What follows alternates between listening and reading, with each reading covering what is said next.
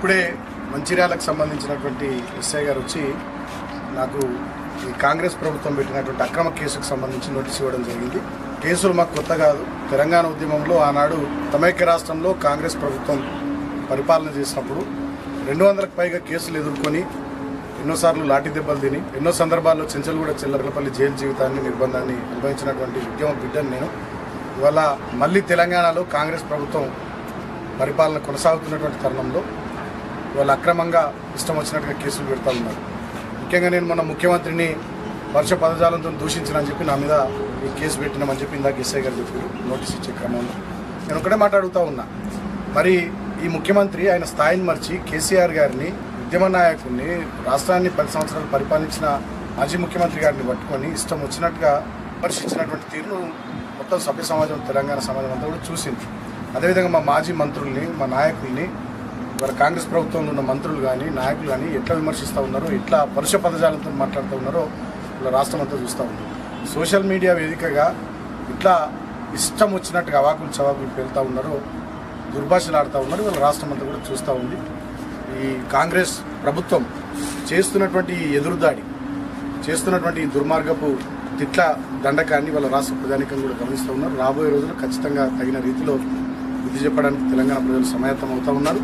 So ఈ కేసులకు వీటికి మేము భయపడే వాళ్ళం కాదు. ఖచ్చితంగా వీటిని డెఫినెట్గా చట్టపరంగా న్యాయపరంగా ఏ రకంగా ఎదుర్కోవాలో ఆ రకంగా ఎదుర్కొంటాం. ముఖ్యంగా రాష్ట్ర వ్యాప్తంగా కూడా మా టీఆర్ఎస్ పార్టీ శ్రేణుల మీద కార్యకర్తల మీద చేస్తున్నటువంటి దాడులు కానీ వివిధ పోలీస్ స్టేషన్లలో పెడుతున్నటువంటి కేసులు కూడా ఇవాళ విపరీతంగా జరుగుతూ ఉన్నాయి, వెలుగులోకి వస్తూ ఉన్నాయి. ఒక చెన్నూరు అసెంబ్లీ నియోజకవర్గంలోనే నిన్నటి వరకు 28 మంది మా సోషల్ మీడియా పిల్లల మీద విద్యార్థి యువజన నాయకుల మీద అక్రమంగా కేసులు పెట్టడం జరిగింది.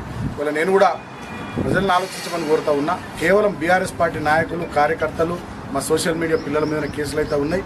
మరి ఇష్టం వచ్చినట్టుగా తిడుతున్నటువంటి ముఖ్యమంత్రి మీద మంత్రుల మీద కాంగ్రెస్ పార్టీ నాయకులు కార్యకర్తల మీద రాష్ట్ర వ్యాప్తంగా మేము ఎన్ని పిటిషన్లు ఇచ్చినా ఒక్క కేసు కూడా అవుతలేదంటే మరి ఎంత నిర్బంధం ఇవాళ ఈ రాష్ట్రంలో అమలవుతూ ఉందో ఆలోచించమని కోరుతా ఉన్నా. నేను ఒకటే మాట చెప్తా ఉన్నా, ఇవాళ రాష్ట్ర ముఖ్యమంత్రి ఉన్నటువంటి వ్యక్తే స్వయంగా నోటు కేసులు అడ్డంగా నోట్ల కట్టలతో పెట్టినటువంటి ఒక దొంగ, ఆయననే ఒక క్రిమినల్, ఆయననే ఇవాళ కేసులు ఎదుర్కొంటున్నటువంటి వ్యక్తి. నిన్న సుప్రీంకోర్టు నోటీసులు కూడా ఇచ్చింది ఓటుకు నోటు కేసులో. కాబట్టి అటువంటి వ్యక్తి నుండి ఇటువంటివి తప్ప ఇంకేవి రాష్ట్రానికి మంచి జరిగేటటువంటి పనులు కూడా పెద్దగా ఆశించే పరిస్థితి లేదు.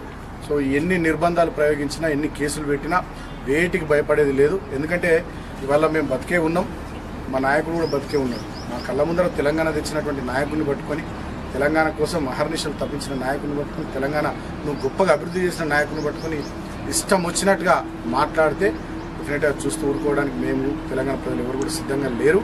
అదే కాకుండా వల్ల నా మీద ఇష్టం వచ్చినట్టుగా మా నాయకుల మీద ఇష్టం వచ్చినట్టుగా మాట్లాడినటువంటి వాళ్ళ మీద కూడా రాష్ట్ర వ్యాప్తంగా వివిధ పోలీస్ స్టేషన్లలో మేము పిటిషన్లు ఇచ్చినాం, చెన్నూరు నియోజకవర్గంలో ఇచ్చినాం. ఎక్కడ కూడా ఒక కేసు నమోదు చేయకపోవడం ప్రభుత్వ మొండి వైఖరి, ప్రభుత్వ కక్ష సాధింపు వైఖరికి నిదర్శనంగా నేను భావిస్తూ తెలంగాణ ప్రజలారా గమనించండి, ఆలోచించండి.